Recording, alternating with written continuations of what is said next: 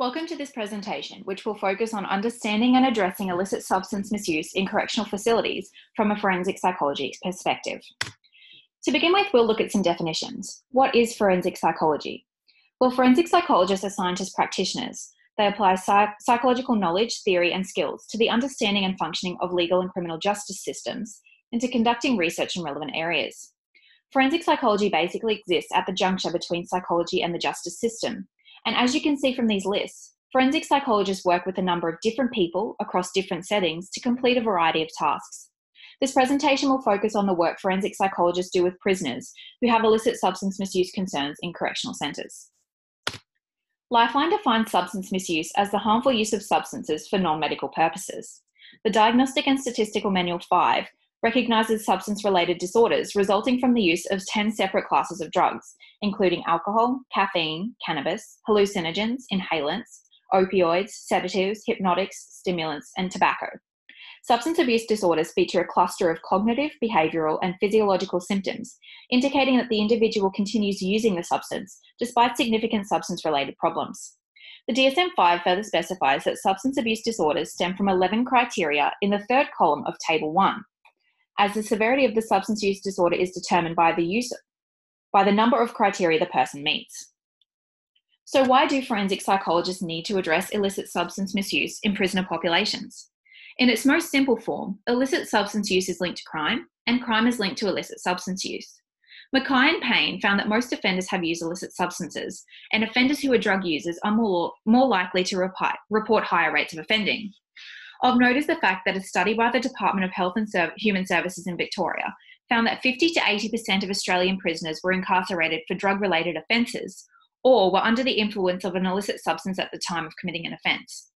So, if we're looking to reduce recidivism, which is technically the purpose of the justice system, we need to address the underlying factors which are leading to offending behaviour. And as evidenced by the aforementioned studies, illicit substance use is understood to be a major contributing factor to crime. Illicit substance misuse and crime have quite a complex relationship, so let's have a more in-depth look at this. As previously mentioned, White and Gorman stated that substance abuse leads to crime leads to substance abuse, and crime and substance abuse are caused by the same factors. These factors can be broadly classified into three categories: genetic, environmental, and situational. Of course, within these factors are more sub-factors, which you can see on these lists, which are by no means exhaustive. As you can see, substance abuse among offenders can be quite complex and requires a holistic and individualised approach, and may also often require a multidisciplinary team to adequately address all areas. Before we look at the treatment methods, let's clarify the goals of forensic AOD treatment. As we've already discussed, a major goal is to reduce recidivism. We also want to do that by addressing both substance abuse and offending behaviour. We want to provide holistic assessment and treatment of any issues that are impacting the prisoner and contributing to their substance abuse. We want to work collaboratively within the system we are working in to ensure quality treatment, and we need to consider the need for continuity of care following the individual's exit from our particular treatment. Some important things to remember with forensic AOD treatment involve the fact that it's important to adjust goals as individual circumstances change. Flexibility is required. Further, goals and progress can depend on your stage of involvement with the offender, that is, pre-trial, pre-sentencing, or post-sentencing, for example. There are a number of possible treatment methods utilised by forensic psychologists in correctional facilities, which will depend on their location, employer, and current research. For example, group counselling, boot camp-style programs, cognitive behavioural therapy, or CBT, Alcoholics Anonymous, Narcotics Anonymous, therapeutic communities, or TCs, and residential rehab. This presentation will focus on two approaches, TCs and CBT, given the wealth of supportive evidence of the effectiveness of these approaches. The first treatment method to be discussed is TCs. TCs are a treatment approach which have been specifically designed to address illicit substance misuse within a correctional setting. So what are they? A TC is a separate residential unit which is removed from the general prison population and the negative attitudes and behaviours there, which often inhibit rehabilitation. They provide a structured, rehabilitative and supportive environment. The TC is staffed by forensic psychologists and correctional officers, as well as current or ex-prisoners who have rehabilitated themselves through the TC and are able to share their knowledge, experiences, successes and skills. So the community itself is seen to be the primary method of treatment, and the prisoners are able to learn healthy behaviours and put them into action in a supportive community and make positive connections with others who want to help them achieve their goals. Treatment in TCs ideally lasts between 9 to 12 months. It involves 3 stages using a stepping stone model for prisoners to progress through several levels of treatment. As they progress through each treatment level, their level of responsibility within the community also increases. Stage 1 involves induction and early treatment. This is introduction to staff and community members, an explanation of the rules and procedures, and a basic education of the mechanisms behind substance abuse. Stage 2 is primary treatment, which addresses attitudes and behaviours related to substance abuse and addressing other often related needs, such as mental health, social and familial issues, and medical concerns. Stage 3 is re-entry, which involves relapse prevention strategies and preparation for the prisoner's transition from the program. It also involves setup with aftercare services for support following the prisoner's release. The treatment conducted by forensic psychologists and TCs can vary, but often involves some form of CBT to teach prisoners about maladaptive thoughts and behaviour, as well as motivational interviewing. But it's important to remember that the community itself and the education and opportunities in the community are the main treatment method. A study by Knight, Duane, Chatham and Camacho evaluated the effectiveness of TC in a Texas prison. 6-month follow-up interviews were conducted with 222 TC program graduates and compared with a comparison sample of 75 parolees who were eligible but not sent to TCs. Results showed that 80% of the inmates referred to a TC that graduated, and program graduates demonstrated marked reductions in their criminal and drug use activities 6 months after leaving prison. TC graduates, in particular those who completed the first phase of their aftercare program, had lower relapse and recidivism rates in the 6 months after prison than did the parolees in the comparison example. This is just one study of TCs, and the evidence for it as an effective treatment approach is pretty astounding.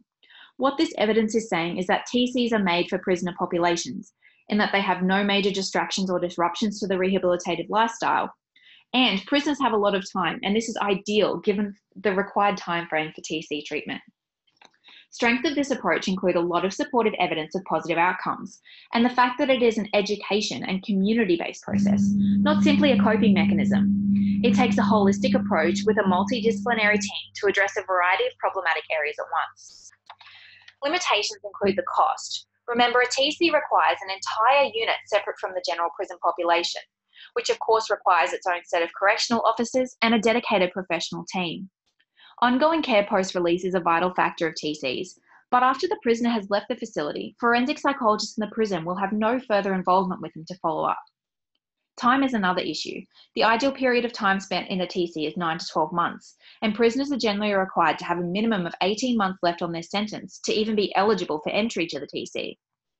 As such, a significant number of prisoners who may benefit may not even be eligible to enter the TC based on their sentence. Now let's look at CBT. CBT involves forensic psychologists assisting prisoners who abuse illicit substances to identify negative maladaptive thinking patterns, feelings, and actions, and providing methods to change these automatic processes. Research has found that these automatic thoughts and related behaviours are often grounded in internalized feelings of self-doubt and fear, and are also often based on impulse. From this viewpoint, psychologists often understand substance abuse as a method of self-medication to address negative thoughts or emotions.